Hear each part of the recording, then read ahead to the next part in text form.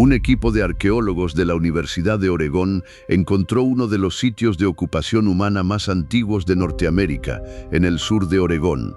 En una cueva seca del centro-sur del estado, los investigadores sacaron de la tierra algo que, según la historia oficial, no debería existir. Lo enviaron al laboratorio una vez. El resultado que volvió parecía equivocado, así que repitieron la prueba con otra muestra, en otra máquina. La datación regresó, luego regresó otra vez, y después una tercera. Cada resultado apuntaba hacia la misma conclusión imposible. Quienquiera que hubiera dejado aquello atrás estuvo parado en suelo americano miles de años antes de que la historia dijera que cualquier ser humano podía estar allí. Y lo que desenterraron después no solo obliga a corregir un libro de texto, lo incendia. Durante la mayor parte del siglo XX, todos los libros escolares de Estados Unidos repitieron la misma historia ordenada.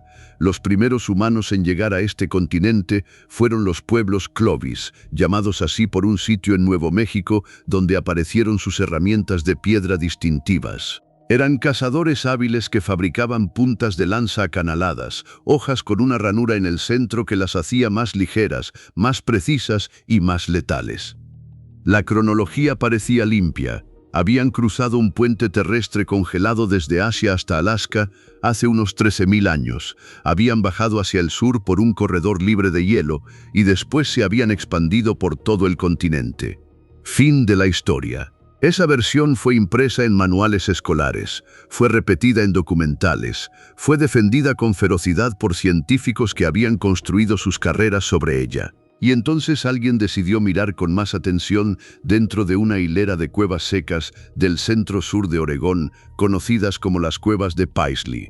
Los investigadores conocían Paisley desde hacía décadas, pero nadie había mirado lo bastante cerca, nadie había excavado lo bastante profundo, y cuando finalmente lo hicieron, la evidencia que sacaron de la tierra no era un arma, no era una herramienta, era algo que nadie esperaba. Desechos humanos preservados, secos y endurecidos durante miles de años, descansaban en el suelo de la cueva exactamente donde alguien los había dejado.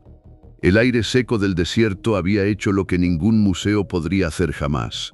Había conservado una pista orgánica frágil a través de una cantidad de tiempo casi inimaginable, y dentro de aquellos fragmentos antiguos, aparentemente insignificantes, había algo que las herramientas de piedra nunca podrían ofrecer.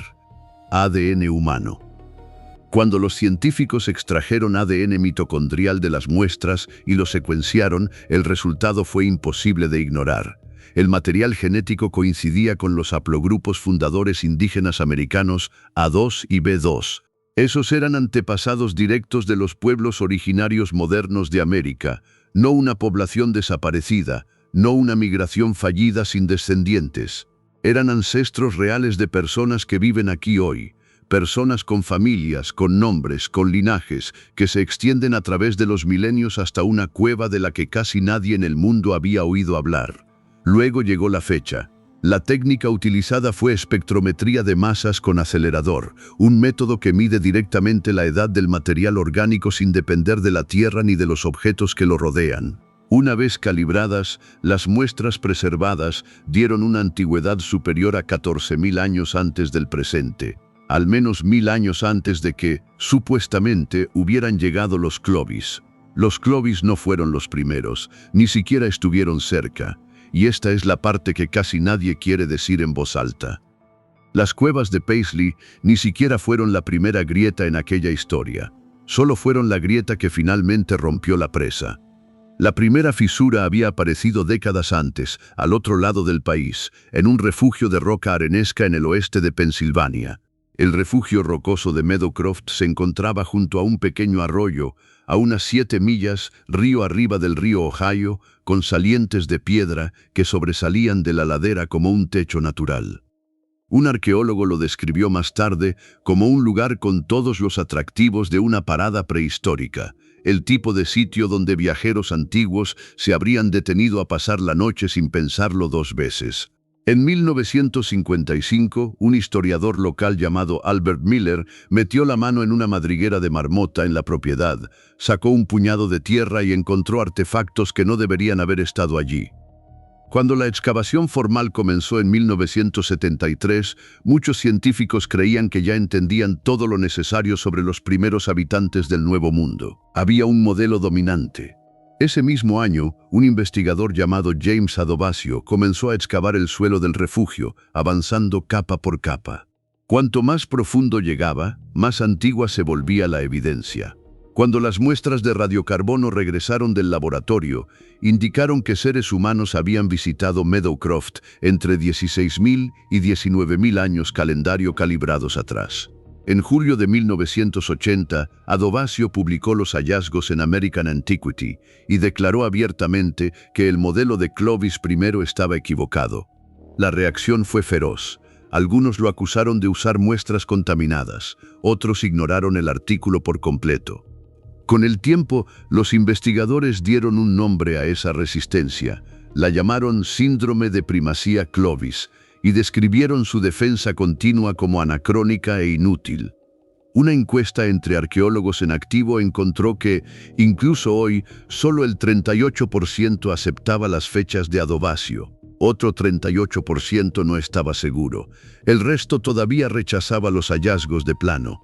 Así que, cuando las cuevas de Paisley llegaron al centro del debate, el campo ya estaba agrietado. Paisley solo hizo imposible seguir mirando hacia otro lado. Y entonces, a unas 70 millas de Paisley, en un lugar del que casi nadie había oído hablar, el siguiente golpe ya estaba en camino. A unas 70 millas de Paisley, cerca del pequeño pueblo de Riley, en el condado de Harney, se encuentra el refugio rocoso Rimrock Draw. El arqueólogo de la Universidad de Oregón, el Dr. Patrick O'Grady, ha excavado allí desde 2011. Al principio encontró algunos artefactos, unas cuantas lascas de obsidiana y una herramienta de piedra molida cerca del frente del abrigo rocoso. Rimrock Draw no estaba entregando ADN, estaba entregando herramientas de piedra, huesos de animales y una cronología escrita en ceniza volcánica. La pista más importante del sitio era una capa de ceniza blanca enterrada en el suelo como una marca de tiempo. Los científicos la identificaron como ceniza de una erupción específica del monte Santa Elena, fechada aproximadamente entre 15.400 y 15.600 años atrás. Todo lo que estuviera debajo de esa capa tenía que ser más antiguo. Todo lo que estuviera encima era más reciente. Era un reloj natural incrustado en la tierra por un volcán que había erupcionado a más de 1000 millas de distancia. Debajo de esa ceniza, el equipo empezó a encontrar evidencia que no debería haber existido. 27 pequeños fragmentos de esmalte dental fueron recuperados del sedimento. Uno pertenecía al camello de ayer, una especie que alguna vez recorrió Norteamérica durante la última edad de hielo. Otro pertenecía al Bison antiquus, un antepasado más grande y pesado del bisonte americano actual. Ambas especies llevaban miles de años extintas. Y sin embargo, allí estaban, enterradas en la misma tierra, bajo la misma capa de ceniza. Luego apareció la herramienta. En esa misma capa, el equipo encontró un implemento de piedra hecho de calcedonia anaranjada, una forma vítrea de ágata que atrapa la luz. Tenía varios bordes de trabajo, un filo curvo para cortar, un borde plano para raspar y una sección dentada, desgastada por un uso intenso. Patrick O'Grady la comparó más tarde con una especie de navaja suiza primitiva. Los dientes del borde estaban pulidos por años de trabajo, el tipo de desgaste que no aparece en una semana ni en un mes. Se forma durante una vida de uso. Quien la tuvo la cargó, la afiló, la volvió a afilar, la usó y la usó otra vez, hasta que finalmente la dejó en el suelo y nunca volvió a recogerla. La posición de la herramienta lo cambió todo. Estaba unos 10 centímetros debajo de los fragmentos de diente de camello, lo que significaba que era más antigua que los restos animales. Y cuando esos restos fueron analizados, resultaron ser más antiguos de lo que nadie estaba preparado para aceptar. El laboratorio hizo la prueba una vez, luego la repitió. Ambas pruebas apuntaron a la misma ventana temporal. Los dientes de camello y bisonte tenían aproximadamente entre 21.000 y 22.000 años. O'Grady, al ver frente a él esa segunda fecha coincidente, admitió después que era extremadamente inquietante tener una sola datación de material tan antiguo. Dijo que nadie quiere anunciar algo así sin respaldo. Pero ahora tenía 2 muestras, 2 pruebas independientes y 2 resultados iguales. Los animales de Rimrock Draw habían muerto hace más de 18.000 años, y la herramienta de piedra enterrada debajo de sus dientes sugería que alguien había estado allí incluso antes. Estas herramientas pertenecen a una categoría que los científicos llaman tradición de puntas pedunculadas occidentales. Tienen hojas largas, hombros débiles y bases redondeadas.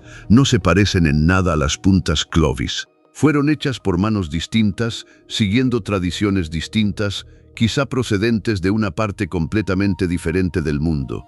Son miles de años anteriores al estilo Clovis. Quien fabricó esas herramientas no era Clovis, era otra cosa por completo, pero Oregón era solo el comienzo. Muy al sur, en un desierto de yeso que nadie se había molestado en cartografiar con suficiente detalle, 61 huellas esperaban en el polvo, y las personas que las dejaron no deberían haber existido. El Parque Nacional White Sands es un inmenso campo de dunas blancas de yeso en el sur de Nuevo México. En 2009, investigadores que caminaban sobre la superficie seca de antiguos lechos lacustres comenzaron a notar algo presionado en el yeso, huellas humanas, no una ni dos, 61 pisadas fosilizadas dejadas por personas que caminaban a lo largo de la orilla de un lago de la edad de hielo conocido como Lago Otero. Las huellas eran tan claras que podían verse los dedos individuales y la curva del arco del pie. Algunas eran pequeñas, del tamaño del pie de un niño. Otras eran de adultos moviéndose con rapidez, casi corriendo. Eran pisadas de grupos humanos, incluidos niños, atravesando un paisaje que desde hace mucho se convirtió en polvo. Un momento congelado en el tiempo, capturado en barro, secado por el sol y enterrado por sedimentos hasta que alguien tropezó con él miles de años después. El primer intento de fechar las huellas llegó en 2021. Los científicos aplicaron datación por radiocarbono a semillas de una planta acuática llamada Rupia cirrosa, encontradas en las mismas capas de sedimento que las pisadas. Los resultados regresaron con una antigüedad de entre 21.000 y 23.000 años, y aquí es donde la cronología del libro de texto se vuelve todavía más difícil de sostener. Los escépticos respondieron de inmediato. Afirmaron que las semillas pudieron haber absorbido carbono antiguo del agua subterránea, lo que las haría parecer mucho más viejas de lo que realmente eran. Era una crítica válida, así que los investigadores hicieron otra prueba. Esta vez usaron un método completamente distinto. Analizaron polen de coníferas de las mismas capas. El polen no se ve afectado por el carbono del agua subterránea. Proviene directamente de árboles que estaban vivos en ese momento. Los nuevos resultados coincidieron exactamente con los originales, entre 21.000 y 23.000 años atrás. En junio de 2025, un tercer estudio publicado en Science Advances examinó material orgánico extraído de lodo de humedal y sedimentos de lagos poco profundos. 3 fuentes separadas, polen, semillas y barro orgánico, fueron analizadas de forma independiente. Las 3 apuntaron a la misma ventana temporal, el punto más intenso de la última edad de hielo, cuando Norteamérica era un paisaje brutalmente congelado. Las huellas humanas de White Sands fueron encontradas junto a pisadas de mamuts colombinos y perezosos terrestres gigantes, criaturas enormes que desaparecieron del continente hace miles de años. Sus rastros cruzaban el mismo suelo, preservados juntos en el mismo barro antiguo. Para muchos arqueólogos aquello ya era un descubrimiento capaz de definir una carrera, el tipo de hallazgo que nadie quiere ser el primero en defender. Pero White Sands tiene, como máximo, unos 23.000 años. En el sur de California existe algo tan antiguo que hace que White Sands parezca moderno. Y fue encontrado por accidente, por hombres que ni siquiera estaban buscando historia. Una cuadrilla de construcción de una autopista estaba cortando el suelo cuando alguien golpeó hueso. La cuchilla de la maquinaria se detuvo. El capataz se acercó. Lo que vio no era una roca, no era una tubería. Era la curva inconfundible de algo que alguna vez estuvo vivo. El trabajo se detuvo por completo. Llamaron a paleontólogos, y lo que sacaron del suelo fueron los restos parciales de un mastodonte, una criatura parecida a un elefante que se extinguió al final de la edad de hielo.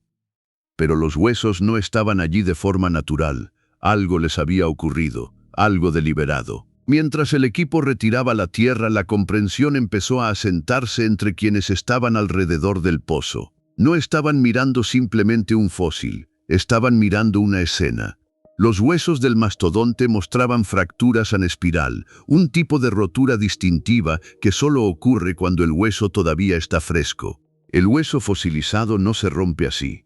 El hueso viejo se astilla, el hueso fresco se retuerce. Alguien había abierto esos huesos a propósito, casi con seguridad para alcanzar la médula del interior, una fuente de alimento espesa y nutritiva que los humanos prehistóricos valoraban mucho. Y luego estaban las piedras. Dispersas entre los huesos había 5 cantos rodados grandes, piedras del tamaño de un puño que no pertenecían al sedimento que las rodeaba.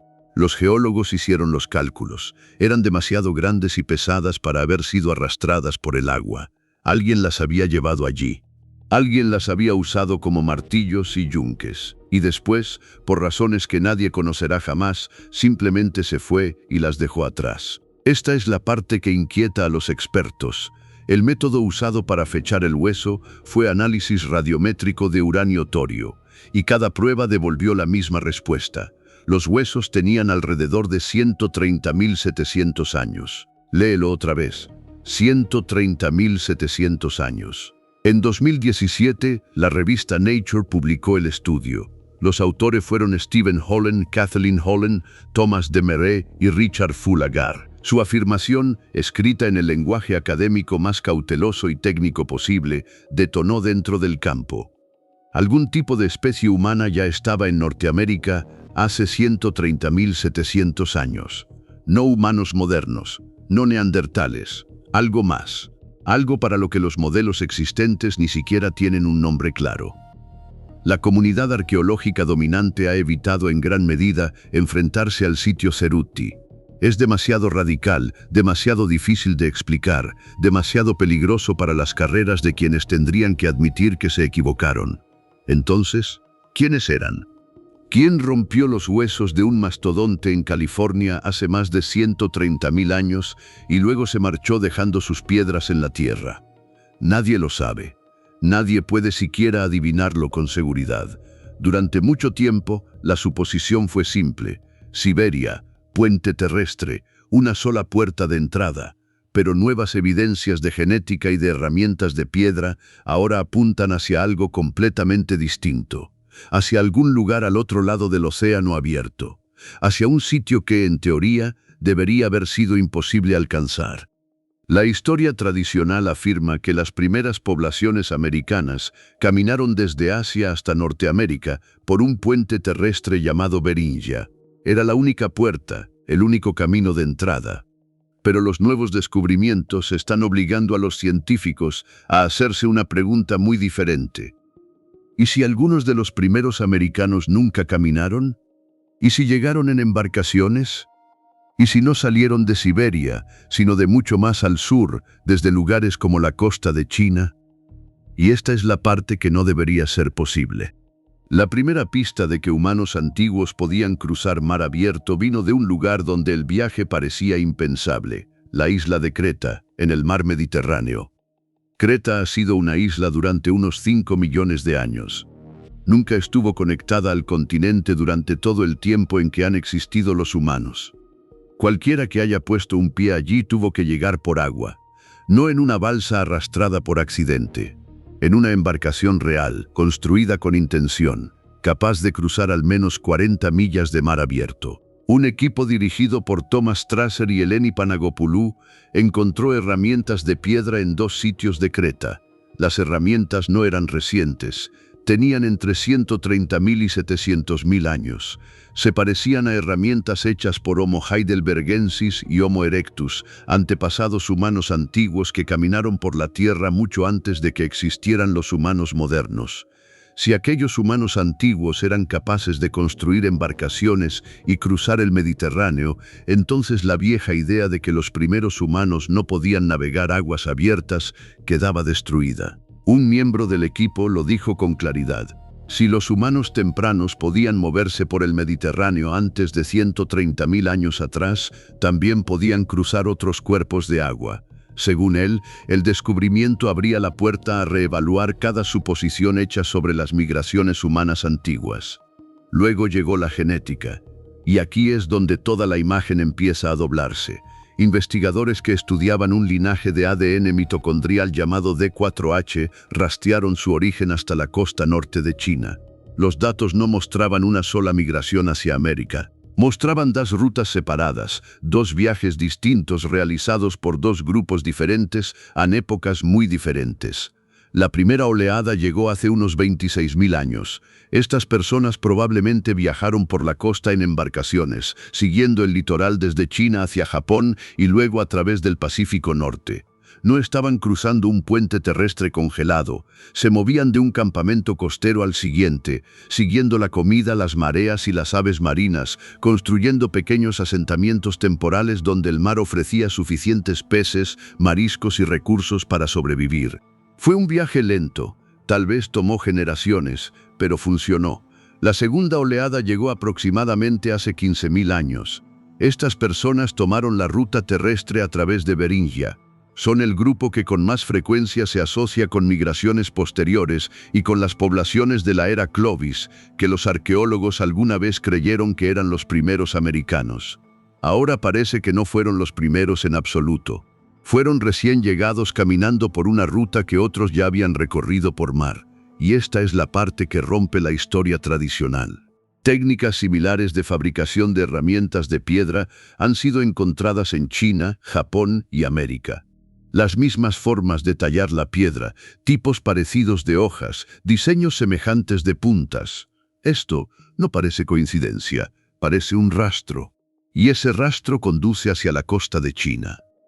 Así que la pequeña historia ordenada que nos enseñaron, la que empezaba con Colón y luego retrocedía discretamente hasta Clovis, se ha venido abajo. Los primeros americanos no eran quienes creíamos. No llegaron cuando pensábamos, ni siquiera llegaron de la forma en que nos dijeron. Las huellas de White Sands, los huesos rotos de Ceruti, la herramienta de Rimrock Draw, el ADN de las cuevas de Paisley, todo apunta hacia la misma verdad incómoda. La historia de los seres humanos en este continente es mucho más antigua, mucho más extraña y mucho más complicada de lo que muchos querían admitir. Y en algún lugar allá afuera, bajo la tierra de un sitio donde todavía nadie está excavado, el próximo descubrimiento ya está esperando. Entonces, ¿quiénes fueron las personas que abrieron los huesos de un mastodonte en California hace 130.700 años? Deja tu teoría en los comentarios, porque la respuesta oficial es que nadie lo sabe. Si esta historia te golpeó como a nosotros, mira el siguiente video en pantalla. Deja tu me gusta y suscríbete al canal, porque la próxima excavación ya está en marcha, y cuando salga a la luz vamos a ser los primeros en explicarte exactamente qué encontraron.